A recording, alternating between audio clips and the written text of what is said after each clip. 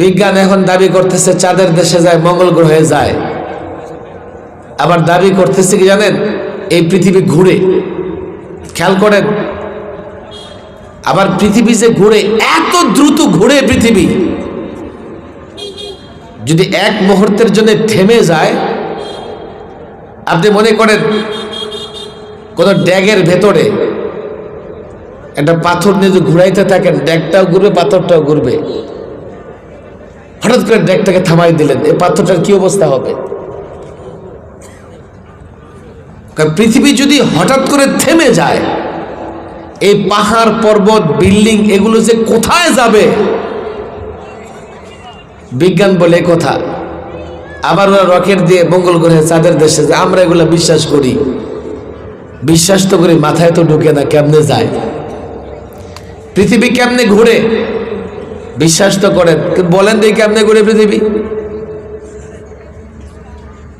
তবে যারা বিজ্ঞান চর্চা করে তাদের অনেক বিষয়ের বাস্তবতাও আছে।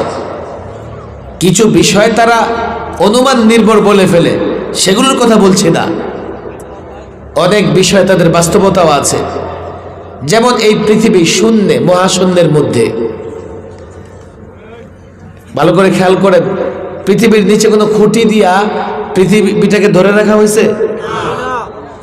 শূন্যের মধ্যে পৃথিবী, নিচেও পড়ে না। খেয়াল করেন, কাইচিত হয়ে আপনিও পড়ে যান না।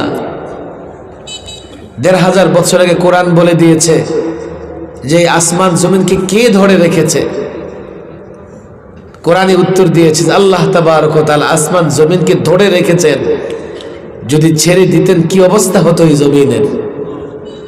১৫০০ বছর পরে বিজ্ঞান আবিষ্কার করতেছে মহাশূন্যের মধ্যে পৃথিবী, এর চারপাশে কিচ্ছু নাই, খালি খালি ঘুরতেছে। আমার আপনার মাথায় তো ধরে না। বিজ্ঞানের গবেষণার যেহেতু যথার্থতা আছে, আমরা সেটাকে মেনে নেই। যদি বুঝে না আসে, যাও বিজ্ঞান হও, বিজ্ঞান পড়ো, বিজ্ঞানী হও। ইসলামের অনেক বিষয় সাধারণ দৃষ্টিতে সাধারণ মেধাধারীরা বুঝবে না।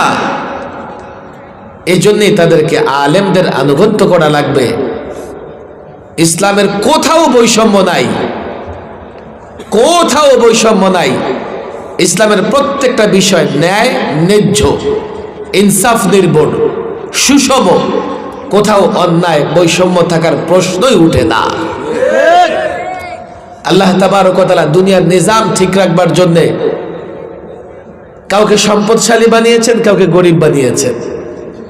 আর আপনি কি বলবেন, আল্লাহ আমার লগে বৈষম্য করলা? আল্লাহর উপরে অভিযোগ তুলবেন।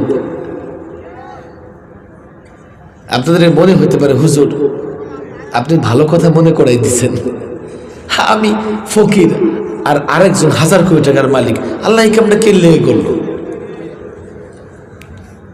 এটা তো বৈষম্য হয়ে গেল। যাও দেখি পারলে বৈষম্য দূর করো, দেখি চেষ্টা করে বৈষম্য দূর করো। আল্লাহ এই কাজটা কেন করেছেন? যাতে একে অন্যের কাজে লাগে। সব যদি সম্পদশালী হইতো এই পর্যন্ত পৃথিবী আসতো না, 1000 বছর আগে পৃথিবী ধ্বংস হয়ে যেত। মাইক সৃষ্টি হইতো না, এই প্যান্ডেলও হইতো না, বিল্ডিংও হইতো না। দুনিয়ার নিজাম ঠিক রাখবার জন্য কাউকে আল্লাহ কারো কি বানিয়ে দিয়েছেন, ধারস্থ করে দিয়েছেন, মুখাপেক্ষী বানিয়ে দিয়েছেন। এটা কি বৈষম্য না? না, বৈষম্য না। এই দুনিয়াটা একেবারে সামান্য কিছু দিনের জন্যে। এখানে যদি আপনি ধৈর্য ধারণ করেন, গর্বতের উপরে, দারিদ্রতার উপরে, আপনি মৃত্যুর পরে অগ্রাধিকার পাবেন।